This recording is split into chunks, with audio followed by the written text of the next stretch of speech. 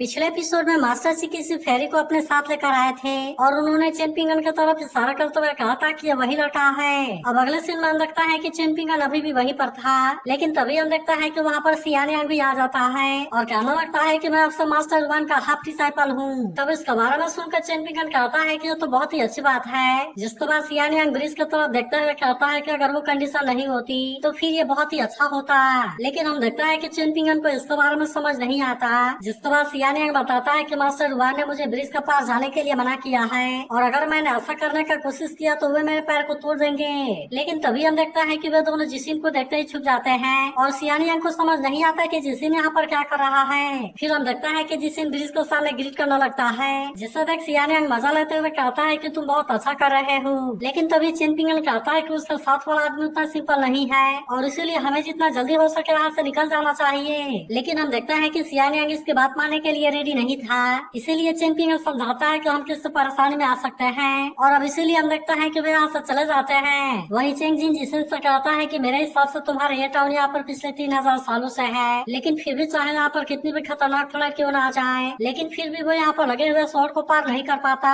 फिर वो बताने लगता है कि ये स्वॉर्ड कोई सिंपल स्वॉर्ड नहीं है, बल्कि असल में इसे यहाँ पर सेंट के द्वारा यूज किया गया था ताकि ड्रैगन एनर्जी को पुल के बॉटम से गायब होने से रोका जा सके।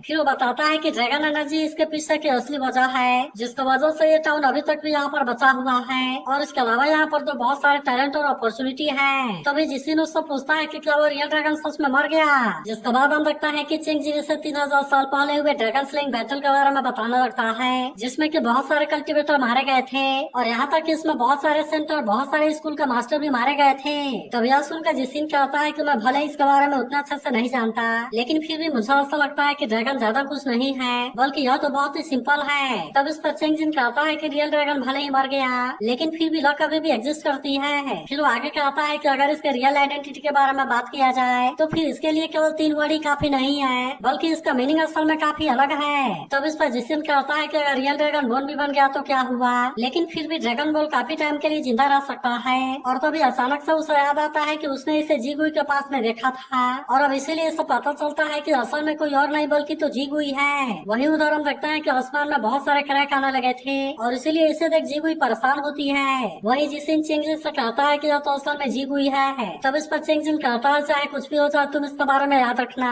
क्योंकि डाली की सारी प्लानिंग विंड और वाटर के वजह से है, इसीलिए फ्यूचर में वो और भी ज्यादा पावरफुल हो जाएगा और इसीलिए तुम्हें इसके बारे में और ज्यादा केयरफुल होना पड़ेगा। लेकिन इसके अलावा हम देखता है कि वो एक और आदमी से भी इसे केयरफुल होने के लिए कहता है, जिस पर जिसिन उससे पूछता है कि वो कौन है। तब इस पर वो इसे बताने लगता है कि मैं और डाली केवल 50 साल में सक्सेस होने में कामयाब हो गए थे, जहाँ पर हमने टेरिटरी को 140 कंट्री और 1500 सिटी तक फैला दिया था और इसीलिए इसमें से आधा क्रेडिट उसे ही जाता है। तब इस पर चेंगजिन कहता है कि तुमने इसके बारे में बिल्कुल सही गेस किया, क्योंकि इसका आधा क्रेडिट सच में उसी का है। मगर तभी हम देखता है कि कोई इन पर नजर रख रहा था, जो इसके बारे में बताने के लिए गुरुश्री के पास आता है और फिर कहता है कि चेंगजिन जिसिन से मिल गया है, जबकि वही तीनों रिलीजियस और तीनों फैमिली के लोग भी बहुत जल्द यहाँ पर आने वाले हैं, जो कि उस चीज को यहाँ से लेकर जाएंगे। मगर वही हम देखता है कि गुरुश्री अभी भी इसके बारे में कुछ नहीं बोलता, जिसके बाद इसका आदमी कहने लगता है कि मास्टर जी अभी भी यहाँ से जाने वाला नहीं है। लेकिन हम देखता है कि गुरुश्री इसे यहाँ से जाने के लिए कहता है और फिर कहता है कि तुम तो ट्रेंड के खिलाफ में जाने के लिए कोशिश कर रहे हो और इसीलिए जो कोई भी ट्रेंड के खिलाफ में जाएगा वो बर्बाद हो जाएगा। वही अगले सीन में हम देखता है कि वो लड़की अपने फादर के साथ में फिश को पका रही थी, जहाँ पर वो इससे पूछते हैं कि आप चेन पिंगन को अपने डिसाइपल क्यों नहीं बना लेते।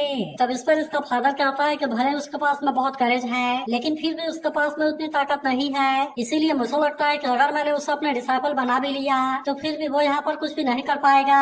फिर वो कहने लगता है कि तुम्हें उसके बारे में चिंता करने की जरूरत नहीं है, क्योंकि वह तो सच में बहुत ही ऑर्डिनरी है। लेकिन तभी वो लड़की फिश को वापस लेते हुए कहते हैं कि फिर भी क्या हुआ।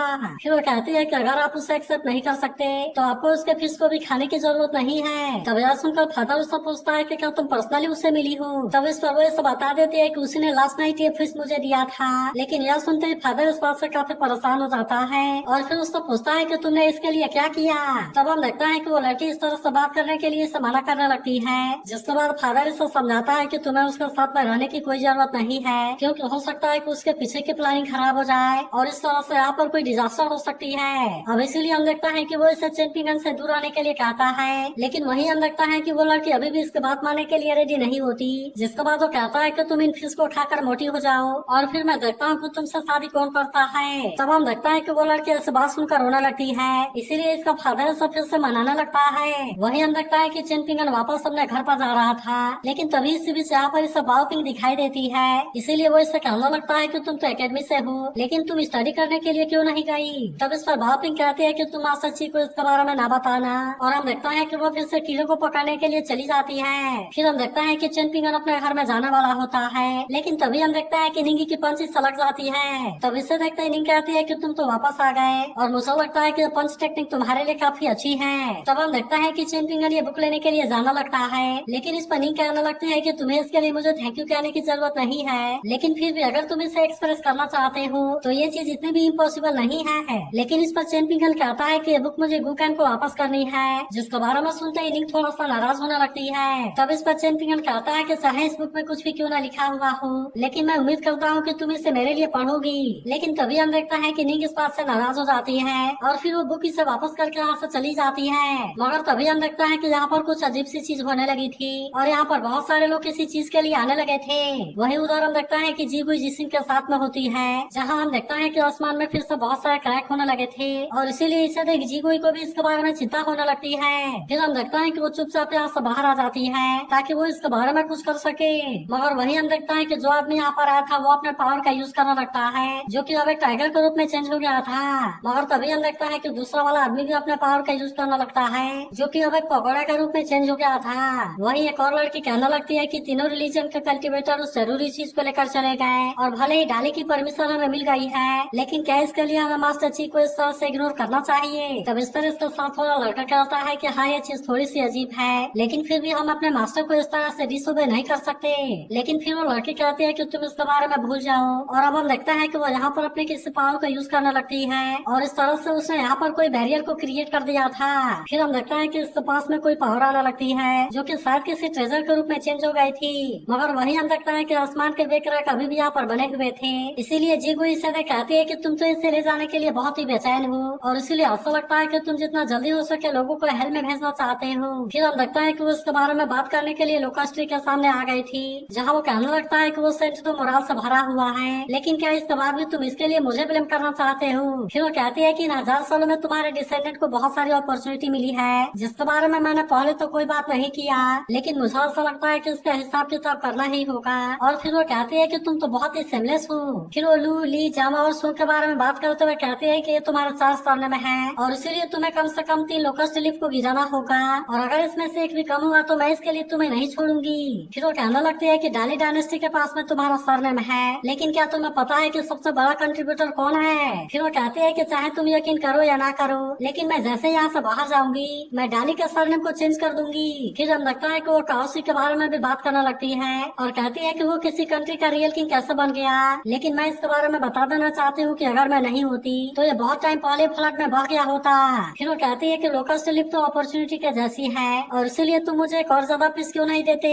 मगर तभी हम देखता है कि बैग में बहुत सारे लोकस्ट लिफ आ गए थे, लेकिन अभी भी हम देखता है कि जीगुई शांत होने वाली नहीं होती और कहती है क्या तुम्हें दिखाई नहीं देता कि यह टाउन कोलैप्स होने वाला है, जिसके बारे में वैसे तो ऑर्डिनरी लोग बिल्कुल भी नोटिस नहीं कर सकते, लेकिन कम से कम उन सेंट को तो इसके बारे में सोचना चाहिए। फिर वो कहती है कि तुम्हें इसके बारे में चिंता करने की जरूरत नहीं है, क्योंकि बहुत ही जल्द तुम भी हेवन और अर्थ के द्वारा डिस्ट्रॉय होगे और इसीलिए मैं तुम्हें बता देना चाहती हूँ कि तुम बिल्कुल भी अच्छी मौत नहीं मरोगे।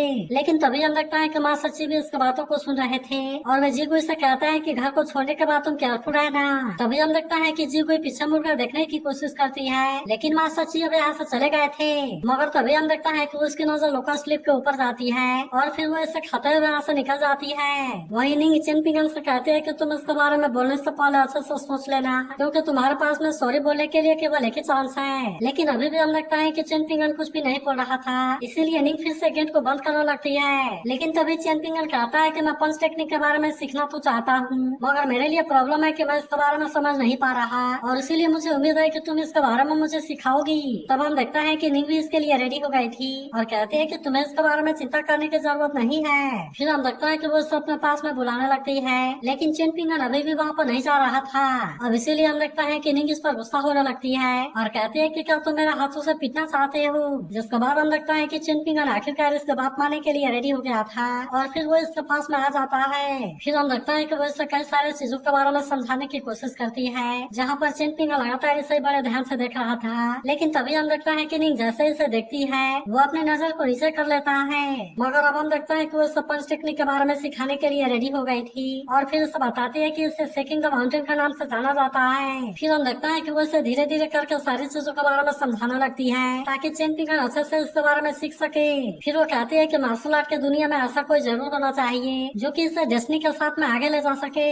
मगर तभी हम देखता है कि चेन पिंगन को एक वर्ड के बारे में समझ नहीं आता और इसीलिए वो निंग से इसके बारे में फिर से बताने के लिए कहता है। तब हम देखता है कि निंग भी उसे इसके बारे में बताने लगती है, लेकिन यह सुनते ही चेन पिंगन वहाँ से दूर हो जाता है, जिस पर निंग कहते है कि मैं तो केवल तुम्हें इसके बारे में बताने की कोशिश कर रही थी। फिर वो बताती है कि यह चीज डालिली रेन को देखने से आई थी जिसमें कि पंच बिल्कुल रेन के जैसे हैवी है। तब इसके बारे में सुनकर चेन पिंगन भी इस बात से हैरान हो गया था और फिर कहता है कि ये पंच तो सच में काफी पावरफुल है। तब इस पर निंग से बताती है कि यह चीज भी रिल्म के लेवल पर डिपेंड करती है, लेकिन हम देखता है कि चेन पिंगन को इसके बारे में कुछ भी पता नहीं होता।